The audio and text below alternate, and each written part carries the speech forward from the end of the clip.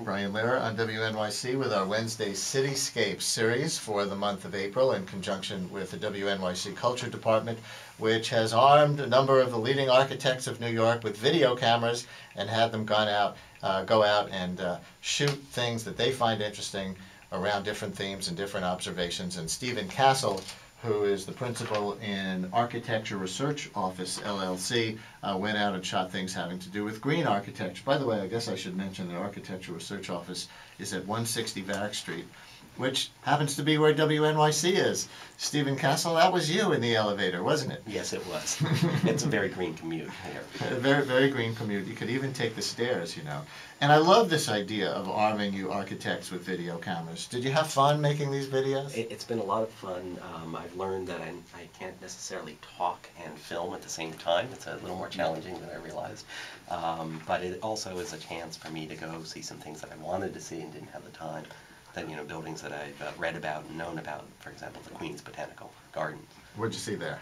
Well, it's interesting. It's a well-known building among the architectural community because it's one of the first city buildings done by the Department of Design and Construction that is a LEED Platinum building. LEED is a rating system that sort of rates the sort of sustainable qualities of a building. And they go silver, gold, and platinum. And here's one more sample of you, in fact, talking and shooting at the same time. You can see this video on our webpage at WNYC.org. Click on Brian Lehrer Show or Cityscapes. And this shot has you panning from a fixed position. Maybe you're in your office. Maybe you're on about the 7th floor or so, looking out over New York and talking about the general sustainability of city life. It's important to realize as we look out the windows and see the city, how New York and city really is inherently a sustainable model. Its density, its reliance on mass transit, stacked smaller living spaces mean New Yorkers produce a fraction of the greenhouse gases than an average American. I think it's around a third. Talk a little bit more about how an architect designs for that. The buildings stacked on each other, especially if you're designing residential. Do you design green? Do you design for density? Can you give people nice big apartments if they can afford the space and still make them green? How do you look at that as an architect concerned with environmental sustainability? Really, you look at all systems within a building. The building is a whole series of things. It's basically the spaces themselves and how you live within it and the size of those spaces. And smaller spaces are more efficient and less material. You look at the systems of air conditioning and heating, how the sun moves across the building, what its orientation is, how much glass there is.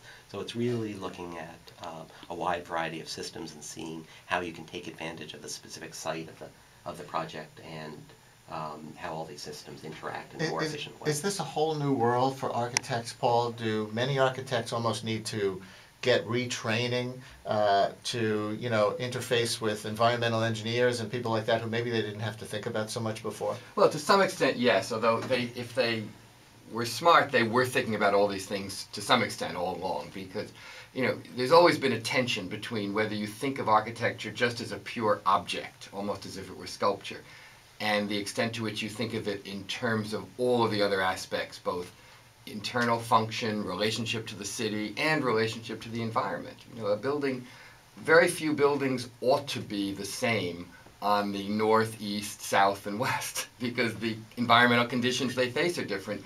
And yet for a long time we were doing them like objects, not thinking about that. So to come full circle and talk about glass, more glass on the south-facing slope of a building because it helps, it almost acts as a solar panel, or not so much, or does that just make it harder to air condition in the summer? Actually, the Queen's Botanical Garden has a good example of that. Basically, on the south, you want to make sure you're not getting too much heat gain over the summer, so not so much heat is coming in through that glass, heating it up, and then you have to cool it down again. But if you put louvers on the outside of the building, spaced a certain distance apart, what's called a brise soleil, it can shade the summer sun that's coming high at 1 o'clock or at noon, and in the late afternoon or during the winter, it lets sun in when you actually want the sun. Because the angle is different, right. And now, in fact, it's much easier to do that sort of thing because computer programs can tell those things very exactly, very precisely. So I'm at the Queen's Botanical Gardens, looking at the new Administration and Visitors Center building. It's, I believe, one of the first buildings built in New York City that has a platinum rating and LEED, That's like our a badge of national honor. award. We're very proud of that. LEED is a rating system that basically counts how, in simplistic terms, green the building is. A lot of the environmental aspects of this building are designed around the use of water or reuse of water. There's a large awning that's a rain collection system.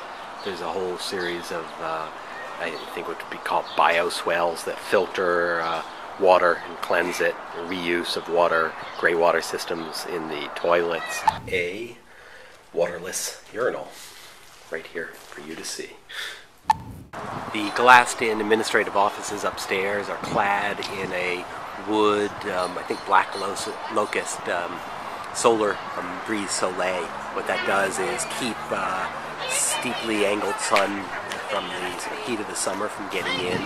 But the sun that's lower angled has less energy with it, and winter can get in, thus heating the building when it needs to, but in the summer helping keep it cool. And walking up onto the green roof, see how steady I can keep the camera as I walk, not so easy. A lot have been made of green roofs and what the advantages and disadvantages are, and I think the jury is still out. There's some real positive benefits. One of which is actually, rather than having a black tar paper or black rubber membrane, it reduces something called the heat island effect. Basically, it doesn't heat up as much and give off as much heat to the overall city.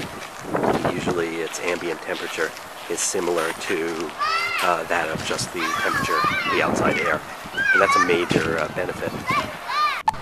In some ways, some of the success of this building is the fact that it uses its green and sustainable design as a didactic tool to teach about the landscape and nature. So there's alignment between the sustainability and the overall mission of the institution of the Botanic Gardens.